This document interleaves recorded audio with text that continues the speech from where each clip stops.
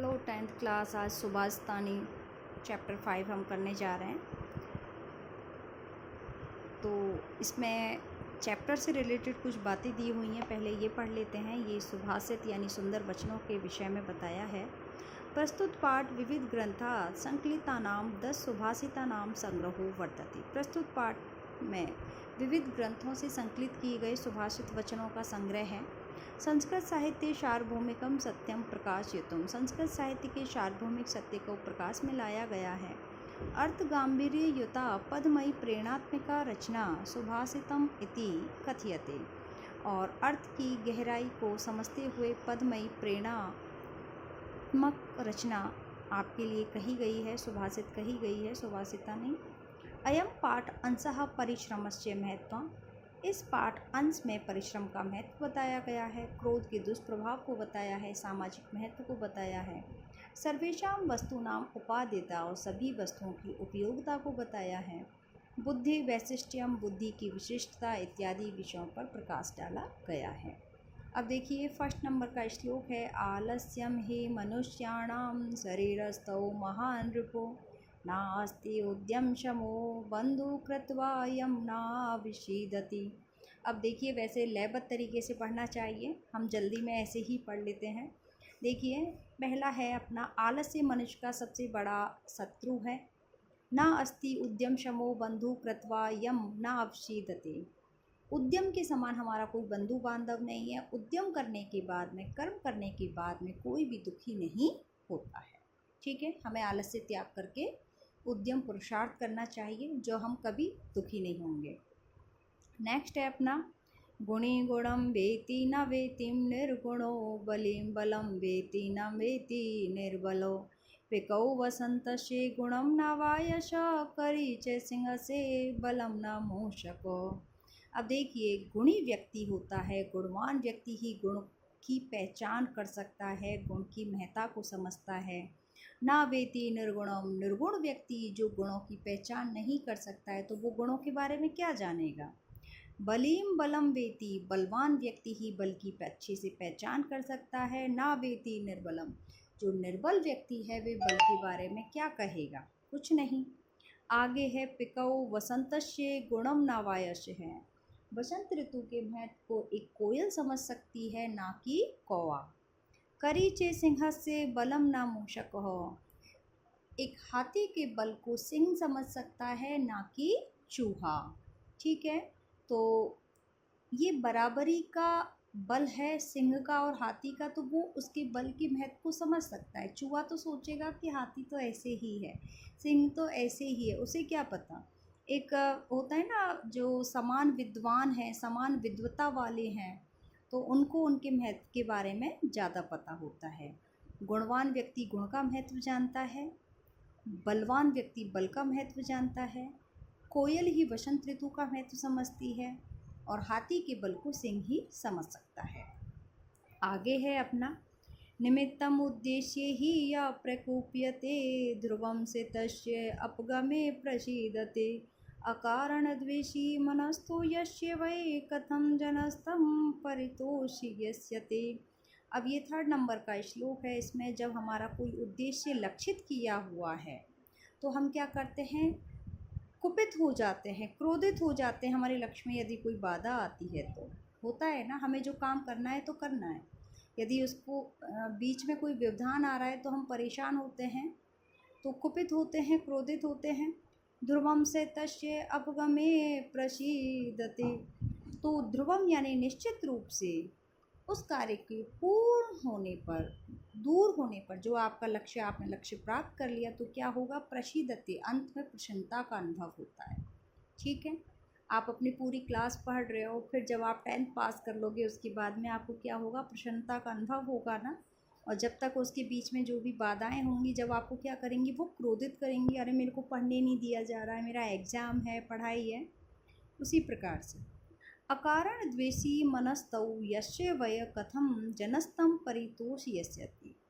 अकारण द्वेष, बिना कारण के यदि मन में कोई द्वेष रखे तो कथम जनस्तम परि, तो उसका कोई निवारण नहीं कर सकते, वो लोगों को कैसे संतुष्टि करेगा। अब मैं अपने मन में किसी के प्रति अकारण द्वेष रख लेती हूँ, तो मैं किसी को कहूँ भी नहीं, तो मैं कैसे समझाऊंगी अपनी बात को। तो यह अकारण मन का जो द्वेष है वो किसी को संतुष्ट नहीं कर सकता है। इस प्रकार से आपके ये अपने श्लोक कंप्लीट। आगे है उदीरतौ अर्थो पशुनापि गृह्यते हयास्य नागास्य वहन्ति बोधिता अनुक्तम अपि हति पंडितो जन परंगिति ज्ञान फला ही बुद्धये।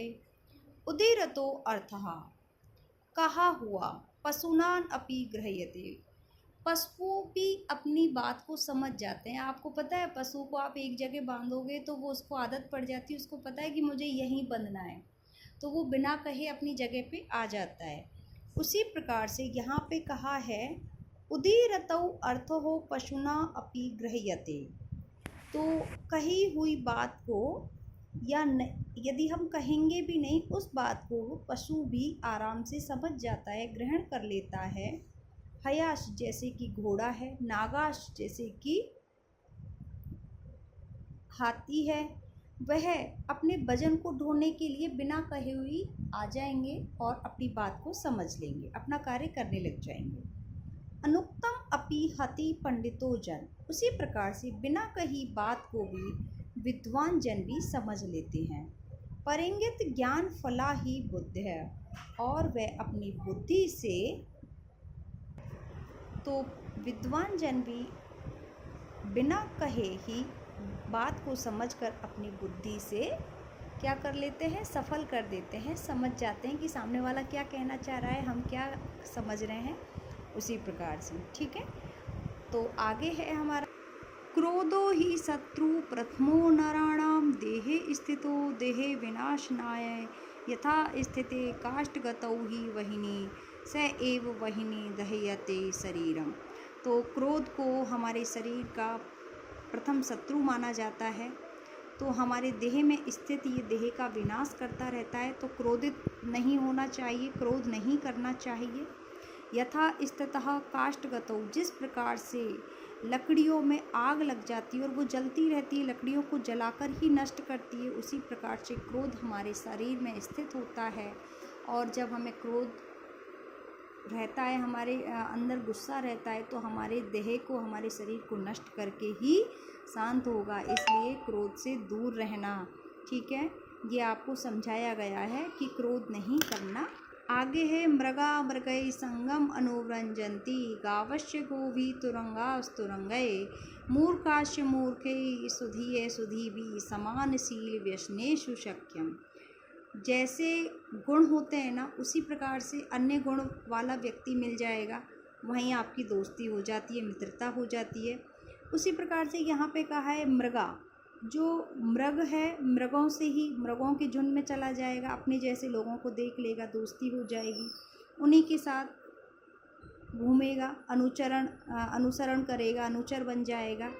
गावश्य गोभी, जो गाय हैं वो अपने गायों के समूह में ही रहेंगी। तुरंग हैं जो तुरंगों के, तुरंग यानी घोड़े अपने घोड़ों के समूह में रहेंगे, अपने जैसे गुणों वालों को पहचान लेते हैं, अपने जैसा शकल है, गुण है, ऐसे ही लोगों के साथ रहना पसंद करते हैं। मूर्खाश्च मूर्खै सुधिये सुधीभि, जो मूर्ख व्यक्ति मूर्ख जैसे लोगों को पकड़ लेंगे। आप कहीं भी देख लेना, जैसा सामने वाला होगा वैसा ही अपना दोस्त ढूंढ लेगा, ऐसा ही मित्र बना लेगा। शुद्धिये, जो विद्वान लोग हैं, विद्वान लोग अपने जैसे विद्वानों को ही देखेंगे, उन लोगों से ही मित्रता करना उचित समझते हैं। समानशील व्यसनेषु, जैसे आपके गुण हैं, समानशील हो या व्यसन हो, ऐसे गुणों को देखकर वो क्या कर लेते हैं, मित्रता कर लेते हैं। ठीक है, तो ये गुणों की और महत्व बताया गया है। तो आपको कैसा बनना है, सुधीवी बनना है, विद्वान बनना है, ना कि मूर्ख बनना है। ठीक है, तो ऐसे ही मित्रों से मित्रता करें जो आप जैसे हों, अच्छे हों, होशियार हों। आगे है अपना श्लोक, सेवितव्यो महावृक्ष फल छाया समन्वितः यदि देवाद फलम नास्ति छाया के निर्वार्यते। सेवितव्यो, सेवा करनी चाहिए ऐसे महान वृक्ष की जो फल छाया से युक्त है, हमको फल भी देते हैं और छाया भी देते हैं। तो ऐसे वृक्षों की हमें रक्षा करनी चाहिए, सेवा करनी चाहिए। ठीक है, यदि देवा, यदि भाग्यवश वो हमें फल नहीं दे सकते हैं, तो छाया कैन, तो छाया को कौन रोक सकता है? छाया तो देगा ही देगा। यदि फल फूल नहीं दे रहा है यदि कोई पेड़, तो छाया को कोई नहीं रोक सकता, छाया तो देगा ही देगा। तो हमें हमेशा ऐसे महावृक्षों की सेवा करनी चाहिए। अमंत्र अक्षरम ना अस्ति, ऐसा कोई मंत्र नहीं है जिसमें अक्षर ना हो। ना अस्ति मूलम औषधम, ऐसी कोई मूल नहीं है जो औषधि ना हो। कोई भी आप सब्जी देख लो या आयुर्वेदिक औषधि देख लो, वो मूल से ही जुड़ी रहती हैं, ठीक है। अयोग्य पुरुषो ना अस्ति, ऐसा कोई पुरुष नहीं है जो योग्यता से रहित हो। योजक तत्र दुर्लभम, जो इन सबको जोड़ने के लिए दुर्लभता से मिलता हो, मुश्किल से मिलता हो, ऐसा कोई अयोग्य पुरुष भी नहीं है। यानी आपको योग्यता वाले पुरुष भी मिल जाएंगे आसानी से। आगे है संपत्तौ च विपत्तौ च महताम एक रूपता उदय सविता रक्तश्च रक्ताश्च अस्त में तथा। संपत्ति के समय यानी खुशहाली के समय और विपत्ति के समय महताम एक रूपता, जो महान लोग हैं वो एक जैसे ही रहते हैं, उन्हें कोई फ़र्क नहीं पड़ता, कोई प्रभाव नहीं होता है। जिस प्रकार से सूर्य उदय के समय भी लाल रहता है और अस्त के समय भी लाल रहता है, तो हमें महान लोगों की तरह रहना चाहिए। जब खुशी का समय है तो ज़्यादा उछलना नहीं चाहिए और दुख का समय है ज़्यादा रोना भी नहीं चाहिए। आगे है विचित्रे खलु संसारे नास्ति किंचित निरर्थकम अश्वचेद धावने वीरः भारस्य वहना खरः। इस विचित्र संसार में ऐसा कुछ भी निरर्थक नहीं है, व्यर्थ नहीं है, जो अश्वचेद धावने वीरा, जैसे कि अश्व दौड़ने में, दौड़ लगाने में वीर कहा जाता है, तो वजन उठाने में खल यानी जो गधा है उसको वीर माना जाता है। तो इस विचित्र संसार में ऐसा निरर्थक कुछ नहीं है। घोड़े का भी महत्व है और गधे का भी महत्व है। इस प्रकार से आपका ये चैप्टर कंप्लीट होता है।